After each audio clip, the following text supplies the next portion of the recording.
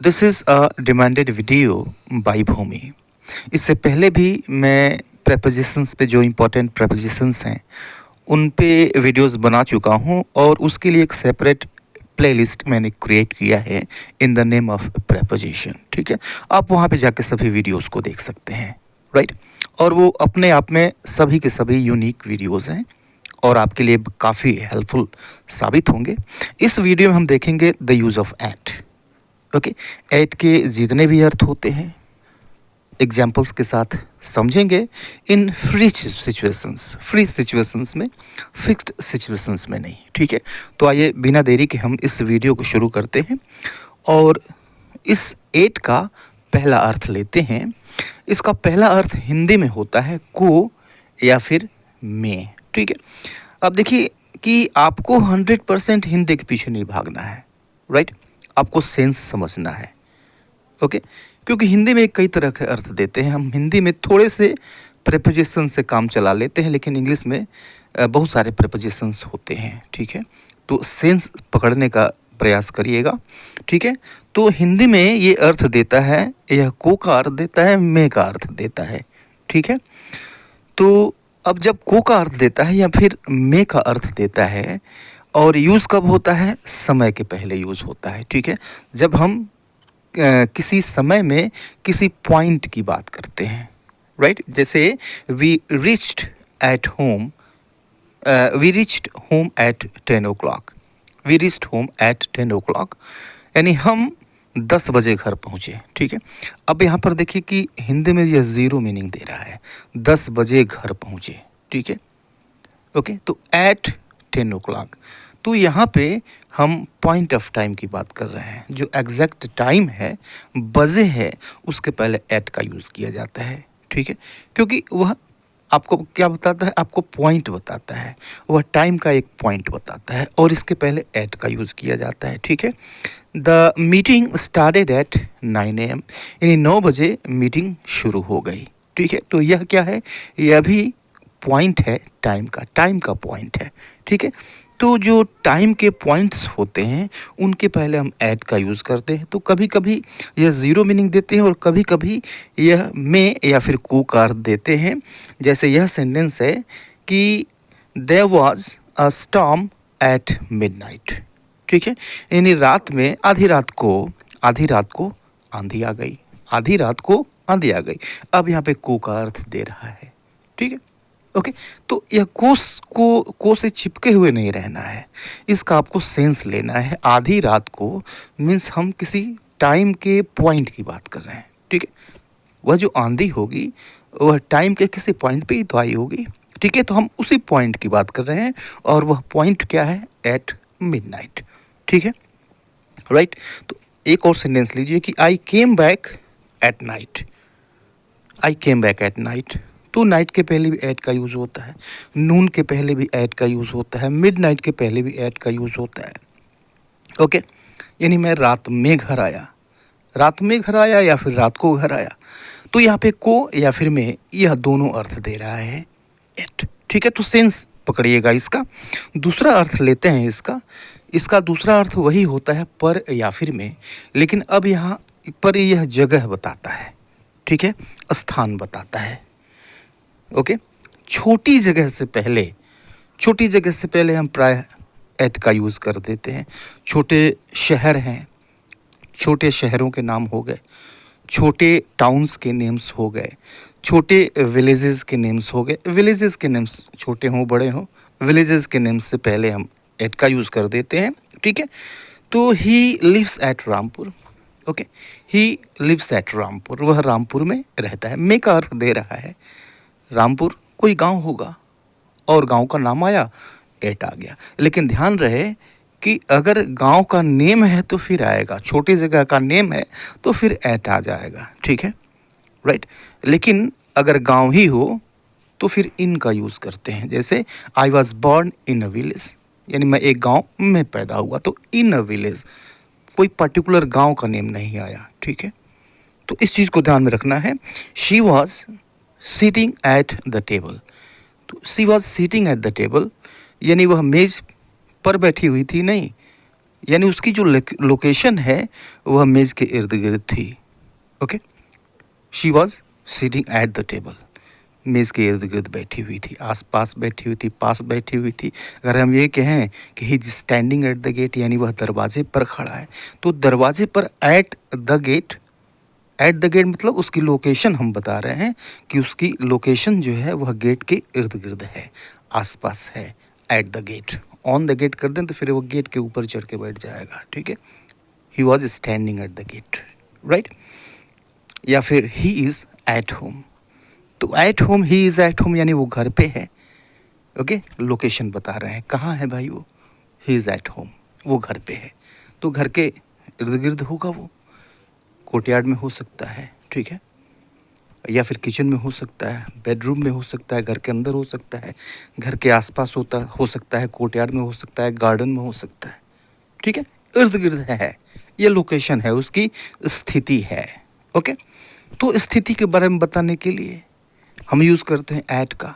Okay, इस चीज़ को याद रखें, लेकिन यह भी याद रखें कि जो कंट्रीज़ होते हैं, ठीक है, या फिर जो बड़े शहर होते हैं, प्रायः जो कैपिटल्स होती हैं, उनके नेम के पहले हम इन लगाते हैं, ठीक। कंट्रीज़ के नेम से पहले हम इन लगाते हैं, स्टेट्स के नेम से पहले हम इन लगाते हैं, ठीक है। या फिर कोई पर्टिकुलर एरिया है वह बड़ा है तो उसके नेम्स के पहले हम इन लगाते हैं, जैसे एनसीआर का एरिया हो गया, ठीक है, तो ऐसे एनसीआर से पहले इन आएगा क्योंकि यह एरिया हो गया, राइट। इनके पहले इन आएगा, कॉन्टिनेंट से पहले इन आएगा, जो महाद्वीप हैं उनके नेम से पहले इन आता है, ठीक है। अब अगला अर्थ देखिए एट का, एट का अगला अर्थ होता है की ओर, ओके, या फिर की तरफ। तो अगर हम टारगेट को पॉइंट करते हैं, ओके, जब हम टारगेट को पॉइंट करके बात करें और हिंदी में की ओर का अर्थ दे यह या फिर की तरफ का अर्थ दे, तो वहाँ पे हम एट का यूज़ करते हैं, जैसे Arjun shot the arrow at the bird, ठीक है, यानी अर्जुन ने चिड़िया की तरफ तीर छोड़ दिया, तीर चला दिया, ठीक है। तो टारगेट क्या है, की ओर मतलब ये हम डायरेक्शन बता रहे हैं, ठीक है। क्या बताया हमने, डायरेक्शन, और वह जो चीज़ है वह उसका टारगेट है। Okay, look at the black board, यानी ब्लैक बोर्ड की ओर देखो, ठीक है। We are talking about the direction, इन उधर नहीं, डायरेक्शन क्या है, ब्लैक बोर्ड की ओर, और वह क्या चीज़ है, वही हमारा टारगेट है। So our attention should be over there, हमारा अटेंशन वहाँ होना चाहिए, at the black board, look at the black board, black board की तरफ देखो। She waved at the crowd, यानी उसने भीड़ की ओर हाथ हिलाया। ओके, तो टारगेट क्या है, भीड़ है, अर्थ क्या दे रहा है, की ओर, भीड़ की ओर हाथ हिलाया, she waved at the crowd. Okay, next देखिए इसका अगला अर्थ होता है की उम्र में, यह उम्र बताता है, ठीक है। अगर 8 आता है और उसके बाद कोई न्यूमरल आ जाए तो समझ जाइए कि यह जो न्यूमरल है दैट इज़ फॉर एज, वह एज को रिप्रेजेंट कर रहा है, उम्र वह बता रहा है। जैसे she left school eight 12, she left school eight 12, यानी उसने 12 वर्ष की उम्र में स्कूल छोड़ दिया, ठीक है। न्यूमरल है, उम्र बताएगा क्योंकि इसके पहले एट का यूज़ हुआ है। तो यह चीज़ अंडरस्टूड है, यह खुद को समझना है, स्वयं को समझना है कि यह क्या चीज़ है। एट आ गया तो आप इसको क्या समझिए, उम्र समझिए। At 20 I thought I knew everything, at 20 यानी 20 की उम्र में, आई थॉट मैं सोचता था, आई न्यू एवरीथिंग कि मैं सब कुछ जानता हूँ, ठीक है। लेकिन ऐसा होता तो नहीं है, ठीक है। 20 साल की उम्र में कोई सब कुछ जान जाए ऐसा लगता तो है, लेकिन वैसा होता नहीं है, ठीक है। तो एट 20 यहाँ पे उम्र की बात की जा रही है, यानी जब मैं 20 साल का था, 20 साल की उम्र में, ठीक है। उम्र एट प्लस कोई न्यूमरल, तो वह चीज़ है, किस चीज़ के लिए, उम्र बताई जा रही है, ठीक है। आइए देखते हैं next situation, at plus noun, ठीक है। बहुत बार हम देखते हैं कि किसी नाउन के पहले एट आ जाता है, किसी नहीं नाउन, कुछ ऐसे नाउन्स होते हैं जो उसी रूप में वर्ब के रूप में भी इस्तेमाल होते हैं। तो प्रायः कुछ ऐसे वर्ब्स हैं जिनके पहले एट जब लग जाता है तो वह रिप्रेजेंट करता है वर्ब प्लस आईएनजी को रिप्रेजेंट करने लगता है। जैसे एट वर्क, ठीक है, तो एट और वर्क, वर्क क्या है, नाउन है, इसके पहले एट आ गया और यही फॉर्म वर्ब का भी होता है। तो एट वर्क कहने का मतलब ये है कि वर्किंग, आईएनजी फॉर्म को बताता है, ये आईएनजी फॉर्म को रिप्रेजेंट करता है। या फिर एट प्ले मीन्स प्लेइंग। अगर हम ये कहते हैं they are at work, they are at work means they are working, वे काम कर रहे हैं, हमारे कहने का मतलब ये है। या फिर अगर हम ये कहते हैं boys are at play, boys are at play, it means boys are playing, लड़के खेल रहे हैं, ठीक है। At play means playing, at work means working, right. Next इसका अर्थ देखते हैं। हम वस्तुओं की अगर कीमत बता रहे हैं, ठीक है, तो कीमत नहीं एक्चुअली कहें रेट बता रहे हैं। तो रेट बता रहे हैं तो क्या इंक्लूड रहता है उसमें, उसकी प्राइस, उसमें उसकी प्राइस इंक्लूड रहती है।